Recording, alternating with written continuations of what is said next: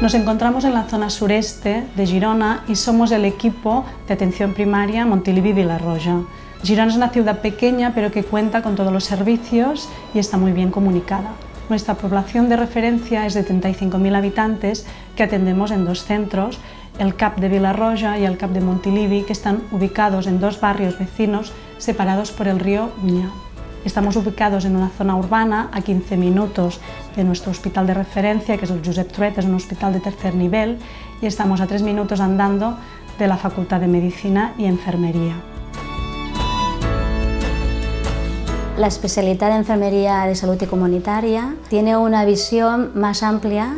Tenemos el abordaje tanto integral de la persona más individual, donde especialmente toca muchos módulos, pero también toca el tema de la cronicidad. La cronicidad es una de las cosas en las que más empoderamos a las enfermeras que vienen.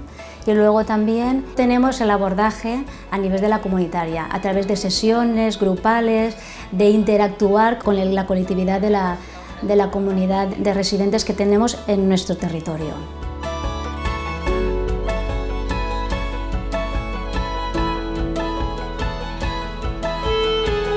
Nuestra cartera de servicios es la propia de cualquier centro de atención primaria. Contamos con todas las técnicas necesarias y esenciales para vuestra formación, como ecografía, crioterapia y pequeña cirugía. Además, facilitamos todo lo que nos propongáis sobre trabajos de investigación, trabajos en la comunidad y sesiones clínicas al equipo.